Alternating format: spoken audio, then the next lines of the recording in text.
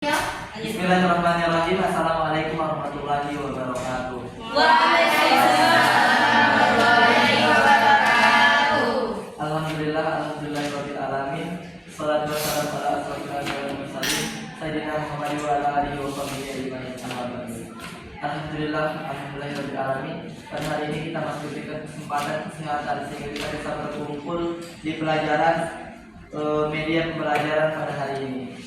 Kami dari kelompok 1 ingin membahas mengenai konsep media dan sumber belajar. Sebelum memulai materi pertama, sebaiknya kita mengucapkan lafaz basmalah. Bismillahirrahmanirrahim.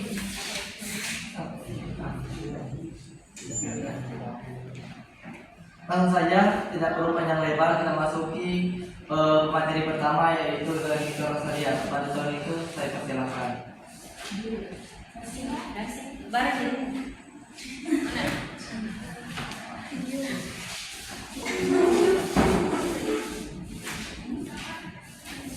Baiklah, di sini saya akan membahas tentang pengertian media pembelajaran.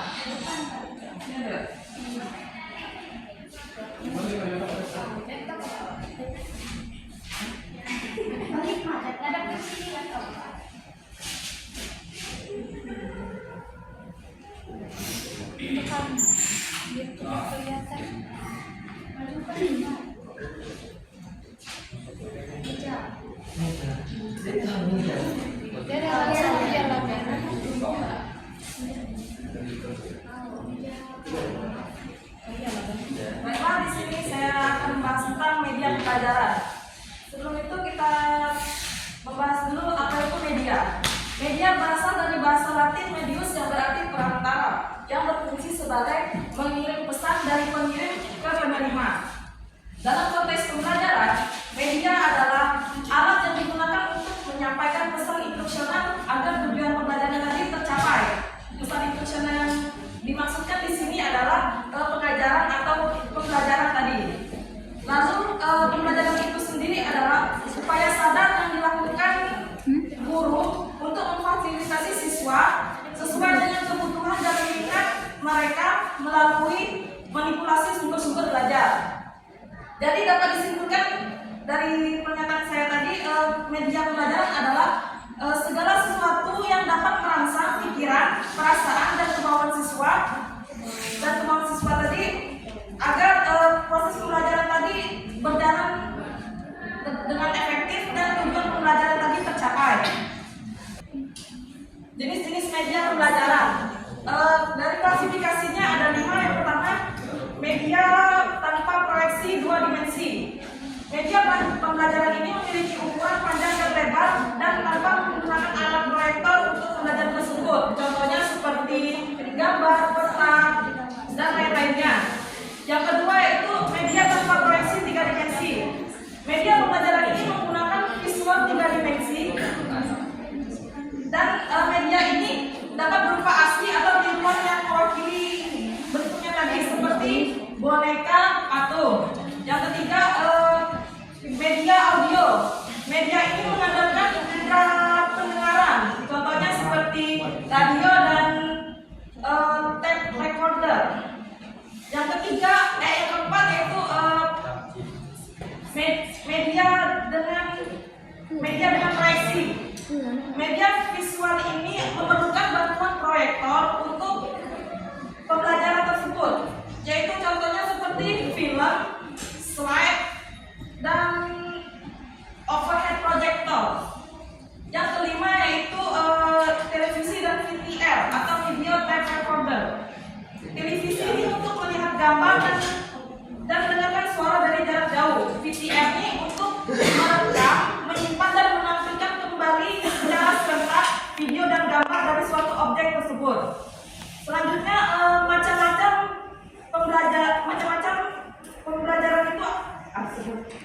media pembelajaran itu ada 3. Yang pertama, media audio.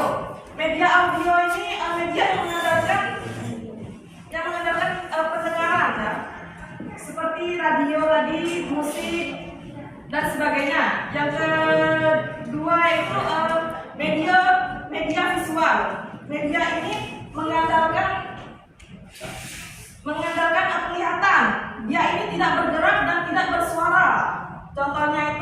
seperti gambar tadi, poster, bahkan dan sebagainya. Yang ketiga yaitu media audio dan media visual. Media ini mengandalkan indera pendengaran dan penglihatan. Contohnya itu seperti video, film pendek, dan slideshow. Itulah penyampaian dari saya. Selanjutnya materi seni akan disampaikan oleh Zareva.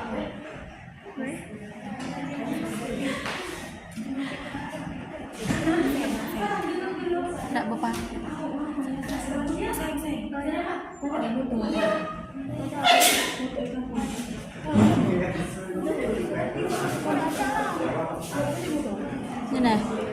Baiklah, selanjutnya saya akan menjelaskan manfaat media pembelajaran.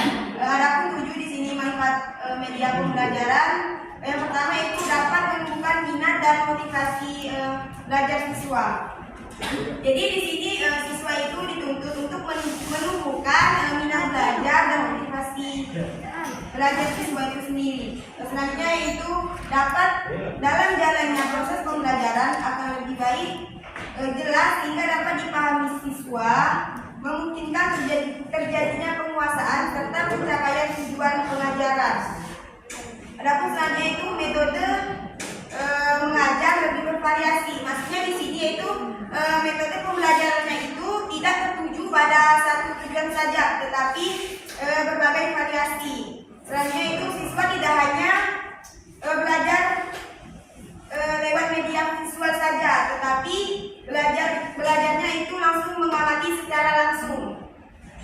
Selanjutnya itu menghasilkan pemanfaatan yang bermakna dari mata pelajaran dengan jalan melibatkan imajinasi dan partisipasi aktif. Selanjutnya itu media pembelajaran mampu membangkitkan, membawa pembelajaran ke dalam suasana rasa senang.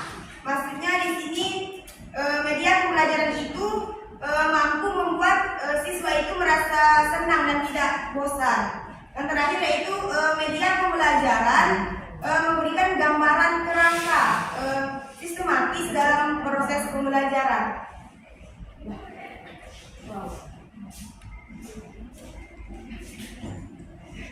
Selanjutnya akan dilanjutkan oleh media. Pada media saya persilakan.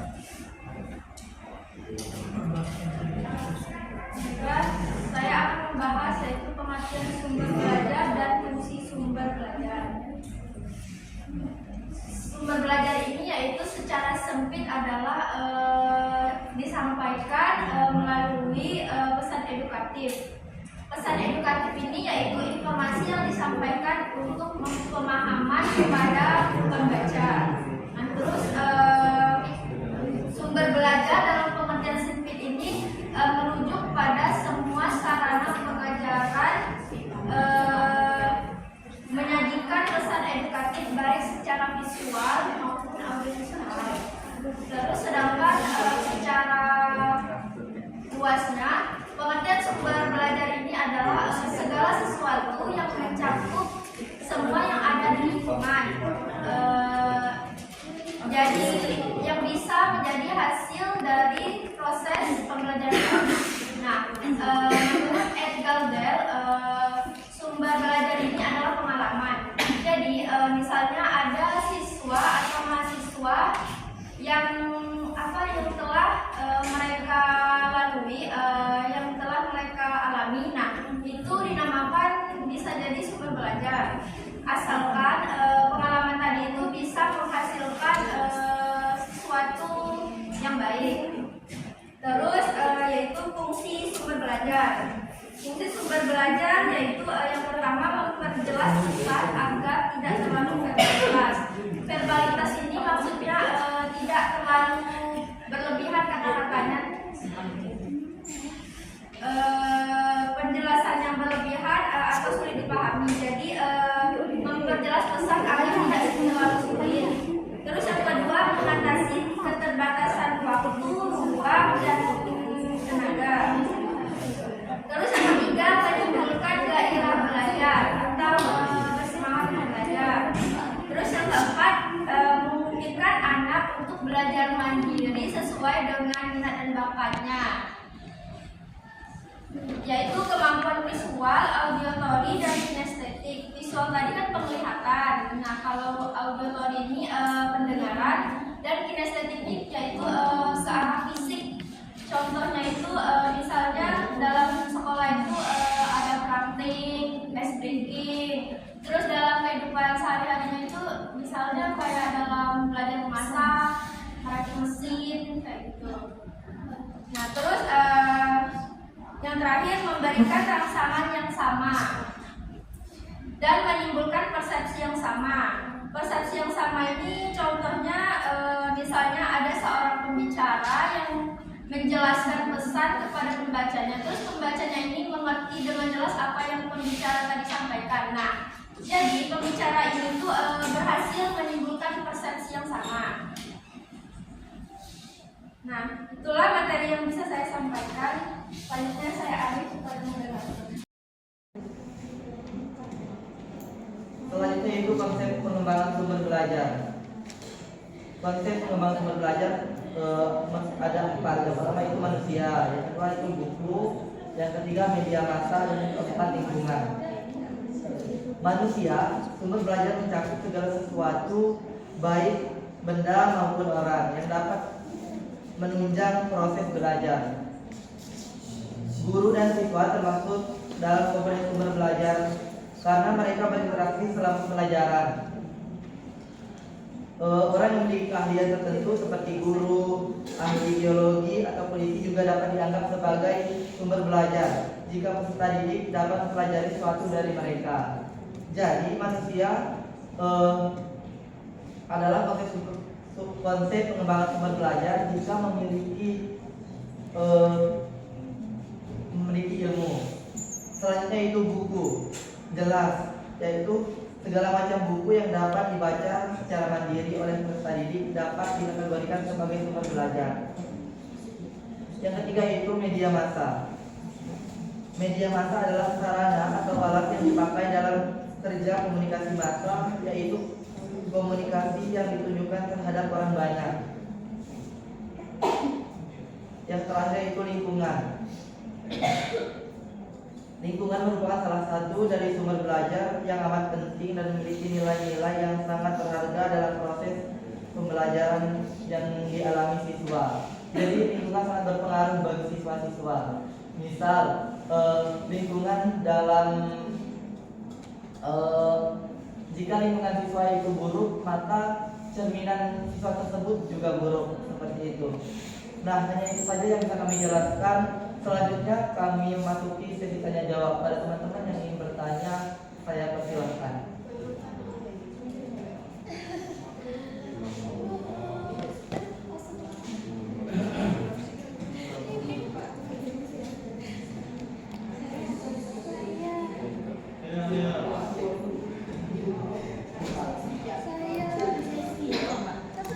Satu sesi 4 pertanyaan.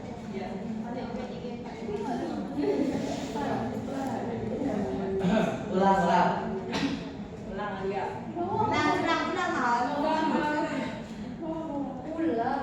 Ulang Rosi. Baik, terima kasih kepada moderator dan teman-teman saya. Pertanyaan saya mengenai media pembelajaran. Nah, yang ingin saya tanyakan yaitu menurut perspektif kelompok kalian, media apa yang paling efektif dalam proses pembelajaran di masa sekarang?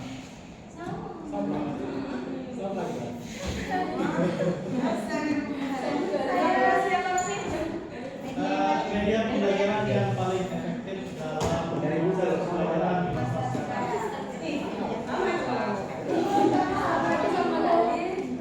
Selanjutnya Nurhalia. Nurhalia, saya persilakan. Baik, terima kasih pada moderator. Pertanyaan saya, apa saja tantangan yang dihadapi dalam penggunaan media dan sumber belajar di lingkungan pendidikan? Kirim aja.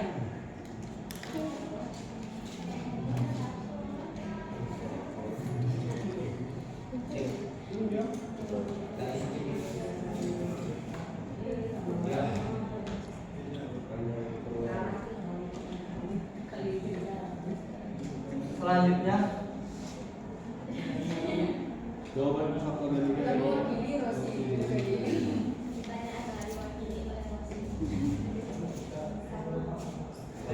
Jadilah dia. Jadi tadi tuh Pada dia silakan. terima kasih kepada pemateri.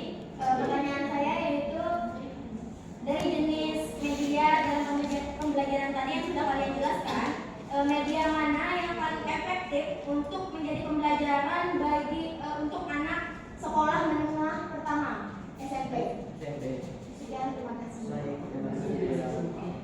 Satu lagi Hanifah, silakan. Baiklah, terima kasih kepada Muhammad Ardianto. Saya ingin bertanya mengenai media pembelajaran. Bagaimana jika di suatu tempat terpencil kekurangan internet?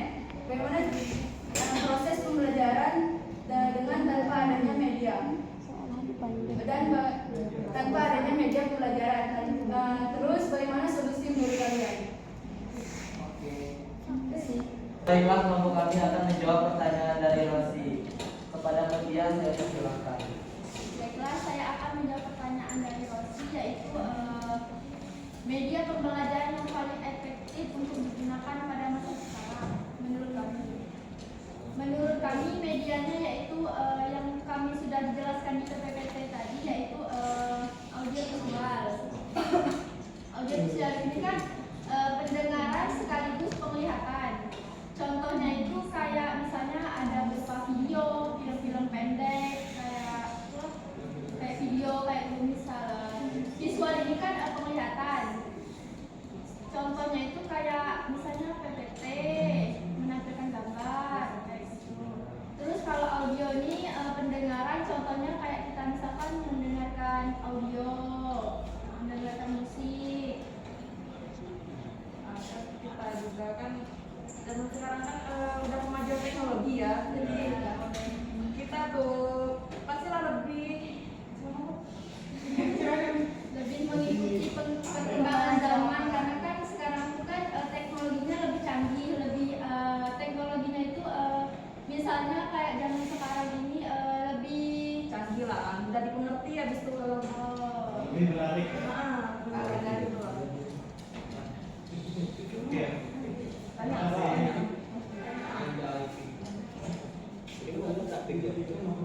Apakah Rosi puas dengan jawaban dari media? Atau ada tanggapan? Atau ada tambahan dari teman-teman lainnya? Pada sorry Dea, saya persilakan. Baiklah, izin menambahkan, tadi kan sudah dijelaskan dari para pemateri, yaitu mengikuti perkembangan teknologi. Nah, dengan banyaknya AI sekarang, AI itu sudah bermacam model teknologi, seperti dengan kita menggambar di buku, gambar itu bisa bergerak dengan adanya AI gitu. Sekarang kan sudah banyak macam-macam AI yang bisa kita gunakan untuk media pembelajaran. Ya, terima kasih. Baiklah, selanjutnya Saudari Garepa ingin menjawab pertanyaan dari Alia. Pada Garepa saya silakan. Baik, saya akan menjawab pertanyaan dari saudari Anda. Soalnya yaitu apa saja tantangan yang dihadapi dalam penggunaan media dan sumber belajar di lingkungan pendidikan.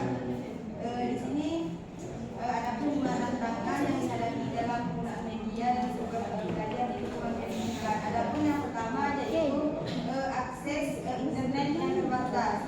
Jadi banyak siswa yang di daerah terpencil tidak memiliki akses internet yang memadai. Selanjutnya itu tidak setaraan akses. Jadi tidak semua siswa memiliki perangkat seperti laptop atau tablet atau menciptakan kesenjangan dalam pembelajaran. Selanjutnya itu kesulitan teknis. Jadi penggunaan teknologi seringkali menimbulkan masalah teknis bagi siswa dan guru. Selanjutnya itu kurangnya keterampilan digital. Jadi banyak guru dan siswa tidak memiliki keterampilan teknologi yang cukup untuk memanfaatkan media pembelajaran secara efektif. Selanjutnya yaitu yang terakhir distraksi. Jadi pembelajaran daring dapat mengakibatkan gangguan dari media sosial dan aplikasi lainnya.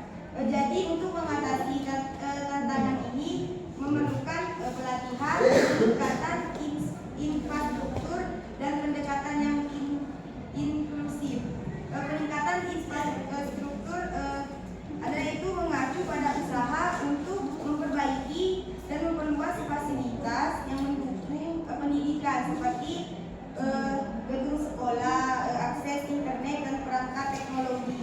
Sedangkan pendekatan inklusif yaitu dalam pendidikan adalah strategi yang bertujuan untuk menciptakan lingkungan belajar yang menerima dan mendukung semua siswa termasuk mereka yang memiliki kebutuhan khusus. Baik, itu saja jawaban dari saya. Gimana dari Ayah? Dan untuk teman-teman gimana? Sudah ya? Untuk selanjutnya saudara Nike ingin menjawab pertanyaan dari Anissa. Saudara Nike akan bersilakan. Baiklah, saya menjawab pertanyaannya Pak Hanifah. Kan seperti yang kita ketahui bahwa di daerah terpencil kan terpencil kan pasti keterbatasan internet dan gadget tadi ya. Jadi menurut kami itu solusinya tadi itu mengandalkan guru dan buku. Itu sih kalau menurut kami. Gimana? Boleh ada salah? Sorry. Saya Saudara dosen silakan. baik. Menurut saya sih kalau hal itu harusnya adalah pekerjaan pemerintah. Karena pemerintah bertanggung jawab atas pendidikan semua anak di Indonesia. Jadi mereka harus mengirim bantuan atau semacam alat untuk proses pembelajaran agar anak-anak yang ada di wilayah terpencil tidak tertinggal dengan anak-anak yang berada di kota. Saya kira itu. Di sini sedikit menambahkan, seharusnya para pendidik nih di desa-desa terpencil itu harus bisa mencari alternatif seefektif mungkin yang mudah untuk didapatkan di sekitarnya. Untuk membuat media itu kan nggak perlu yang ribet gitu, cukup ada di sekitar kita, di ruangan juga ada media yang bisa kita manfaatkan. Pulpen ini aja, pulpen ini bisa juga dijadikan media pembelajaran. Jadi sebagai pendidik itu harus bisa kita membuat media, Harus kreatif ya. kreatif mungkin, seefektif mungkin biar mudah dipahami oleh para siswa. Ya. Baik. Oke, lanjut. Baik, izin menambah dari jawaban yang telah teman-teman Ayu sampaikan. Benar dari kata Rafi tadi, pemerintah di sini sangat berperan penting. Tetapi kan media pembelajaran ini banyak macamnya, bukan hanya teknologi saja. Ada media cetak, media tradisional. Seperti kalau belum belum ada internet ya, kalau daerah terpencil itu belum masuk internet dan bisa mengandalkan papan tulis. Emang benar sih, kemajuan sekarang ini harus disamaratakan walaupun di daerah terpencil ataupun di kota-kota besar. Tapi kan itu salah satu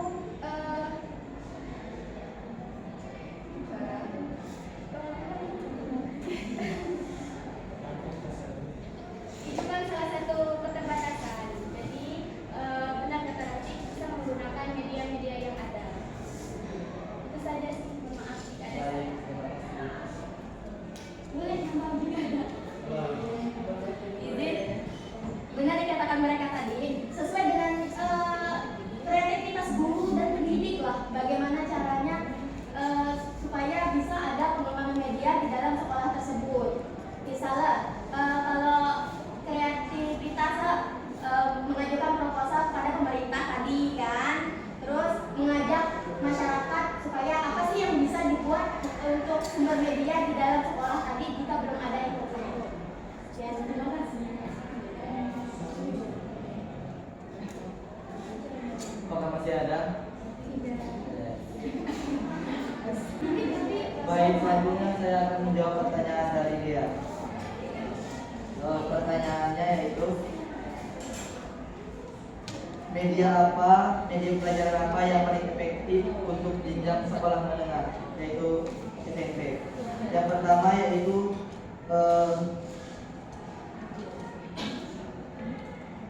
audio dan visual ya. Karena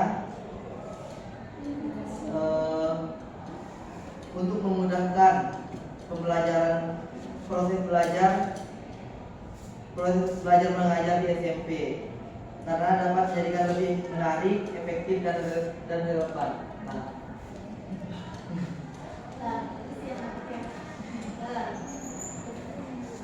Ya.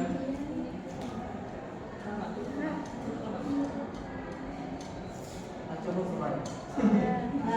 Ya. Masih.